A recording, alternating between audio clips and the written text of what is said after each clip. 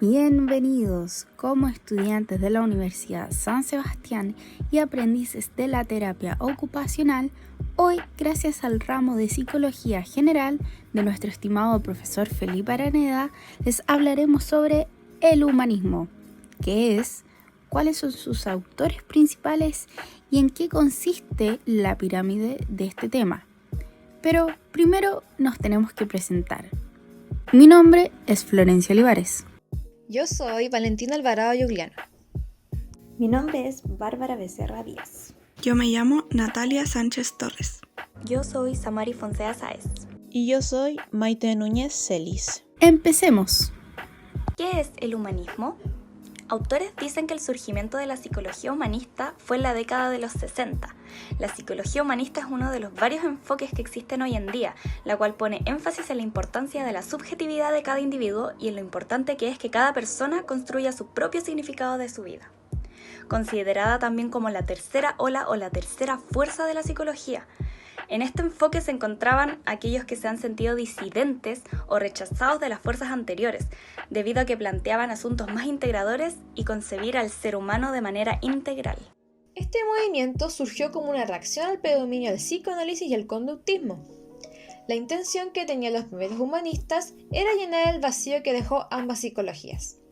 Entre sus objetivos, defendían la concepción de las personas como seres libres y únicos, tendentes a la autorrealización, que es aquel sentimiento de haber alcanzado el éxito personal, y también defender el derecho de la dignidad.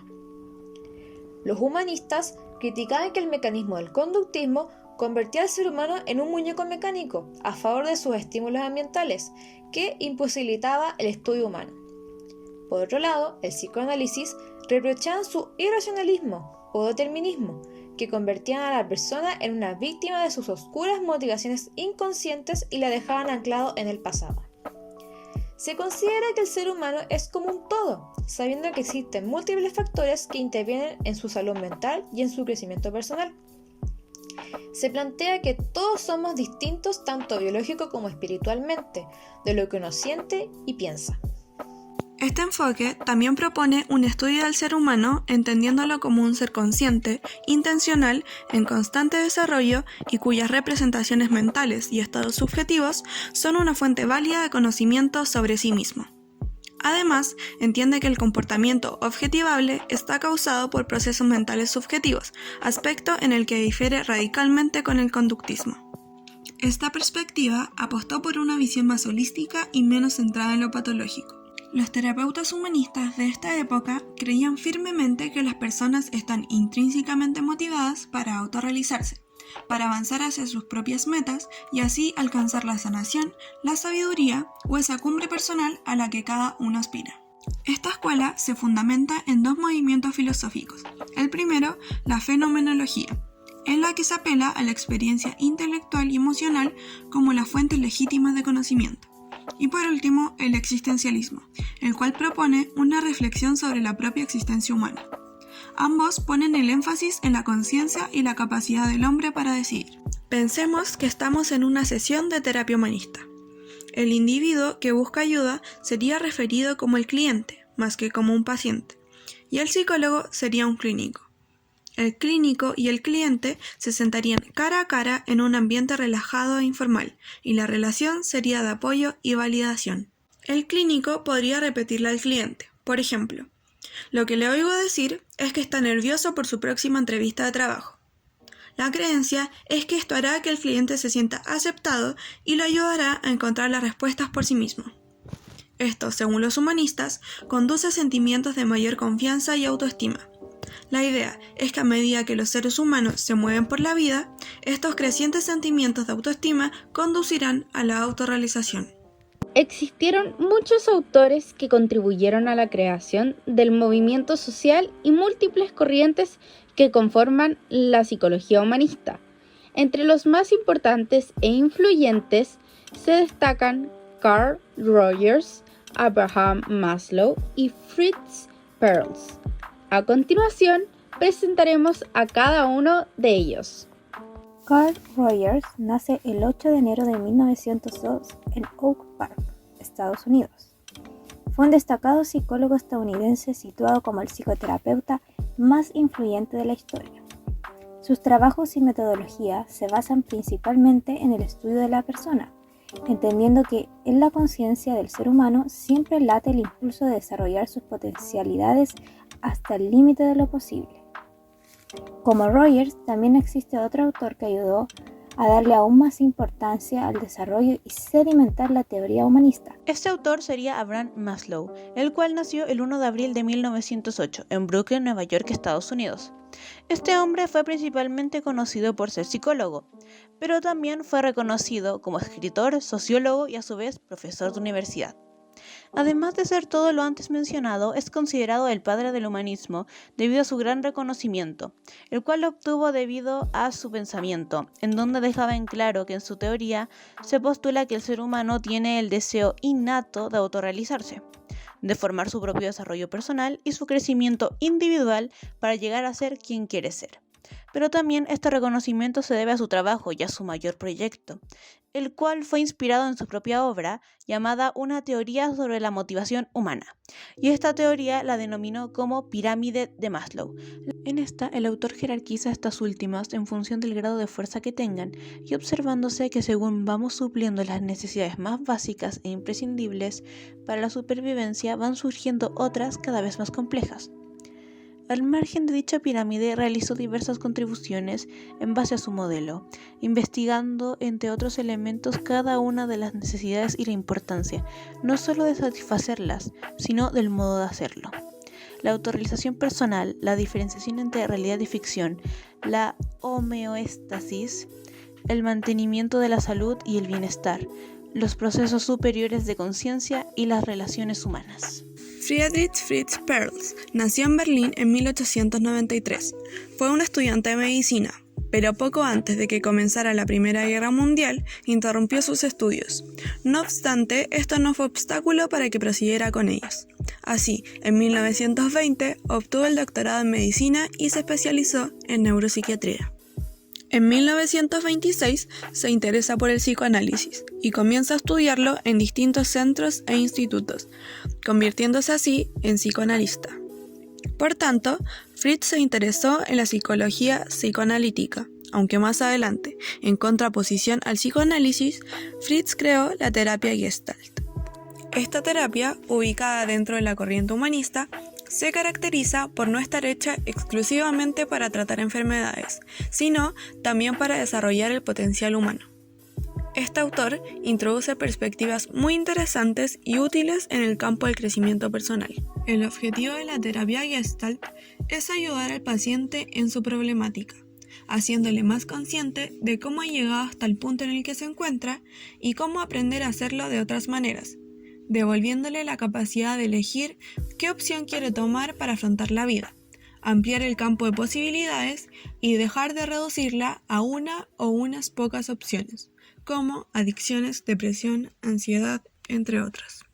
La pirámide de Maslow, o jerarquía de las necesidades humanas, es una teoría psicológica propuesta por Abraham Maslow en su obra Una teoría sobre la motivación humana, previamente mencionada, de 1943, que posteriormente él amplió. Maslow formula en su teoría una jerarquía de necesidades humanas y defiende que conforme se satisfacen las necesidades más básicas, los seres humanos desarrollan necesidades y deseos más elevados. Maslow dice que la capacidad de deseo del hombre no conoce fin. Una vez satisfecho un nivel de necesidades, el individuo tiende hacia el nivel superior. No obstante, hay muchos individuos que se quedan en un determinado nivel, satisfaciendo indefinidamente un determinado tipo de necesidad y no mostrando sensibilidad hacia otras necesidades. Las diferencias entre personas se traducen en su sensibilidad a necesidades más o menos importantes. Primer nivel de la pirámide de Maslow. Necesidades fisiológicas.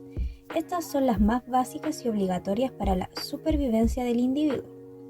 Las necesidades fisiológicas deben cumplirse en todos los casos. De lo contrario, se vulnera totalmente la vida de la persona y es fundamental para seguir escalando los otros niveles de la pirámide. Estas necesidades son simultáneas, complementarias y no comercializables. Algunos ejemplos son la necesidad de comer y alimentarse, dormir para adquirir energía y reparar tejidos, el sexo, beber agua y respirar. En este segundo nivel se incluyen las necesidades de seguridad que son necesarias para vivir. Aquí se encuentran aquellas que se orientan a la seguridad personal, al orden, la estabilidad y la protección. Algunos ejemplos de esto podrían ser la seguridad física, de empleo, de ingresos y recursos, familiar, de salud, entre otros. Pero hay que recordar que este nivel surge solamente cuando las necesidades del primer nivel son satisfechas. Tercer nivel, sociales. A este nivel se le atribuyen dos nombres, los cuales serían social o afiliación y afecto. En este es en donde se puede comenzar a manifestar las necesidades sociales de la persona. Y por sociales se refieren a un desarrollo afectivo, en donde se relacionan la asociación y aceptación, las cuales hacen referencia al entorno. Y a su vez está el afecto, lo que también se refiere a la intimidad sexual. En palabras más simples, se puede determinar a este nivel como en el cual se comienza a ver en la persona el desarrollo de sus necesidades sociales. Algunos ejemplos de esto sería el querer salir con sus amigos o buscar relaciones de pareja y también el querer pertenecer a un grupo social. En el cuarto nivel podemos encontrar la autoestima. En esta etapa se observa la necesidad del equilibrio en el ser humano, que es fundamental para que se convierta en un individuo de éxito y cumpla sus metas. Maslow lo describe en dos tipos de necesidades. En primer lugar está la autoestima, donde se ve la necesidad de ser respetuosos con nosotros mismos, y en ella se incluyen diversos sentimientos como la confianza, la competencia, logros, independencia y la libertad. Por otra parte está el bajo estima. Se define como el respeto hacia las demás personas en el entorno como necesidad de atención, donde se refleja el aprecio, el reconocimiento, reputación, dignidad, fama y estatus. Por el cual, al tener desarrollado e insatisfecho esta necesidad, se logra tener un apoyo hacia un buen estilo de vida y a una valoración tanto como individuo como profesional. En el quinto nivel tenemos la autorrealización. La necesidad de autorrealización es la cúspide de la pirámide de Maslow que todo el ser humano busca alcanzar. Según Maslow, la insatisfacción con las necesidades fisiológicas más bajas y los sentimientos de seguridad, pertenencia y autoestima ralentizan la búsqueda de la autorrealización. Aún así, una crisis puede provocar un salto temporal en los tipos de necesidades que desea satisfacer. Ejemplo de la autorrealización vendría siendo la motivación para realizar el potencial personal, el crecimiento personal y las aspiraciones personales que no encajan en los otros 4 niveles inferiores de necesidad. Una persona que siente que debe perseguir proyectos personales independientemente de las opiniones de los demás, buscará desarrollar actividades que la acerquen a sus metas. A estas alturas, probablemente te hayas dado cuenta que la psicología humanista es un enfoque muy positivo que se centra en el crecimiento y los logros de los seres humanos. Una de las principales críticas a este enfoque es el hecho de que no intenta explicar o prevenir comportamientos malignos o psicóticos. En otras palabras, todos podemos tener el potencial para el bien, pero ¿qué sucede cuando hacemos cosas malas? Otra crítica importante del enfoque humanista es su naturaleza no científica. El método científico, que es utilizado por otros enfoques psicológicos, estandariza el proceso de evaluación para aumentar la confiabilidad. El enfoque humanista valora solo la experiencia y la percepción individual. Entonces, ¿cómo podemos comprender y evaluar comportamientos y puntos de vista que no tienen nada que ver en común?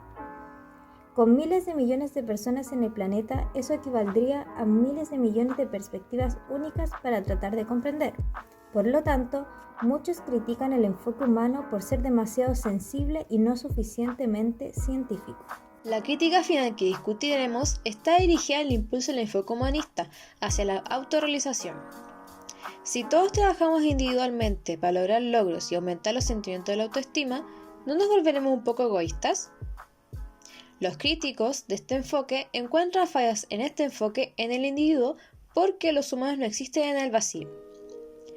todos debemos aprender a trabajar con los demás en lugar de ser completamente egoístas. En resumen, algunos ven el enfoque humanista como algo demasiado egocentrista. ¿Dónde podemos evidenciar el humanismo en la actualidad?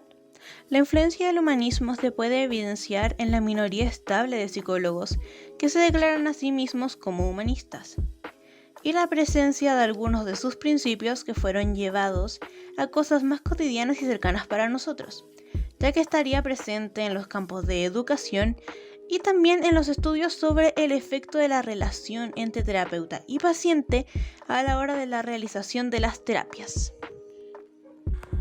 Ahora que ya sabes de qué se trata el humanismo, sus principales autores, de qué se trata la pirámide de Maslow y cada nivel, cómo funciona y qué significa, te queremos agradecer por tu atención. Esperamos que haya sido de tu agrado nuestra presentación y que el tema del humanismo te haya parecido informativo e interesante. Te invitamos a que sigas conociendo un poco más de lo que nos entrega el mundo de la psicología. Que tengas un excelente día por delante. ¡Hasta la próxima!